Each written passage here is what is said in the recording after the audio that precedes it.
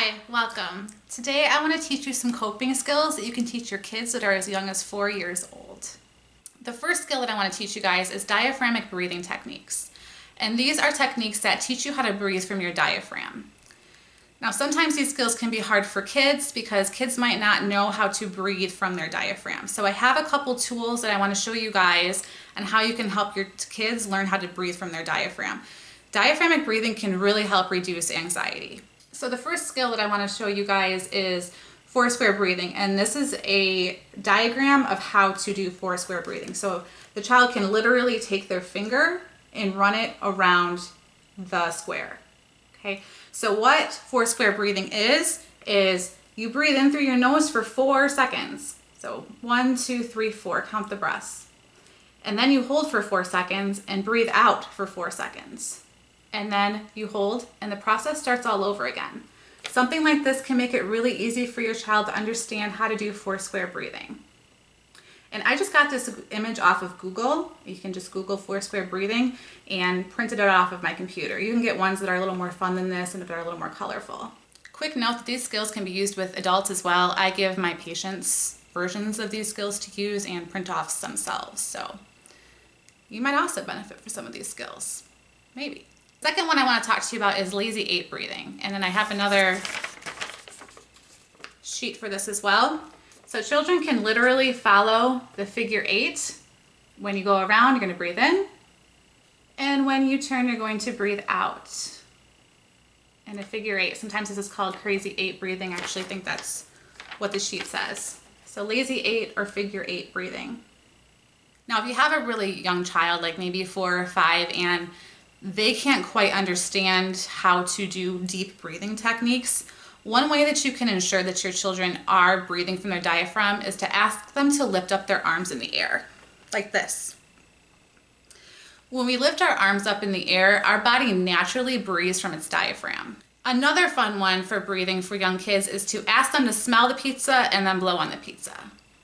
So we're gonna smell the pizza through our nose, and then we're gonna blow on the pizza. Because really, who doesn't like smelling and blowing on pizza? Pizza's delicious. So hands over your head, diaphragm breathing, smell the pizza, blow on the pizza. The second skill that I want to teach you is a technique called 5, 4, 3, 2, 1. And I've talked about this coping skill in a few other of my coping videos, but it really is that great. And it's pretty easy, and your child can learn how to do it as well. This is actually my son's favorite coping skill. We've been practicing this recently and he really likes to do it, and it really, really does help his anxiety. So it might help your child's anxiety too.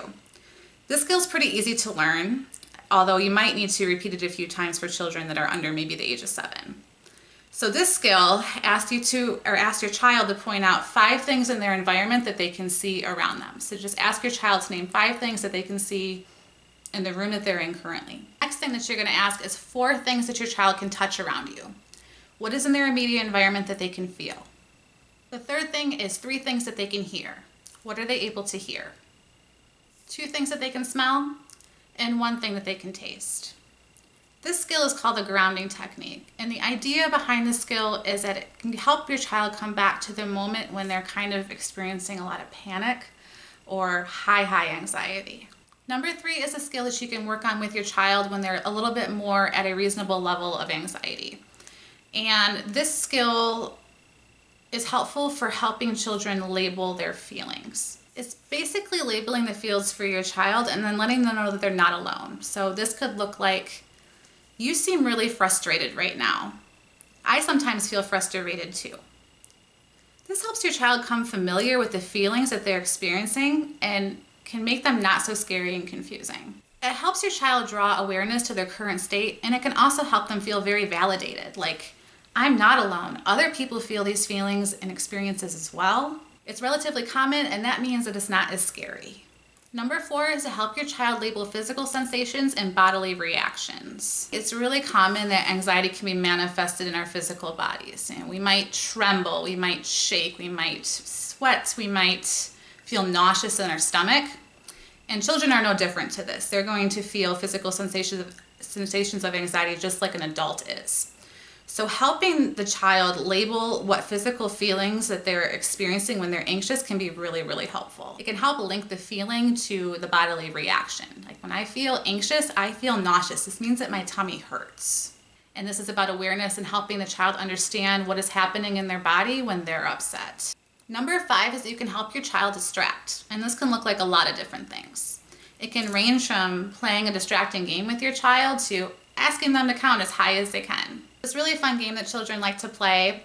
Take every letter of the alphabet and try to name an animal that starts with every letter. So like A, alligator, B, bear, C, crocodile, and so on throughout the whole alphabet. This is a game that I've played with my son in the past. It can be really, really helpful to help the child distract when they're feeling really anxious. Another idea is to watch a funny video or listen to a favorite song when your child is struggling. Basically anything that can take their thought process off of whatever it is that they're feeling anxious about.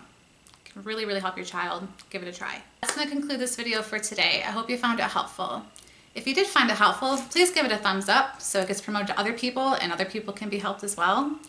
If you like videos like this, if you like this type of content, hit the subscribe button. I release new videos every single week. My name is Jenna. I'm a licensed therapist. Thanks for watching and have a great day.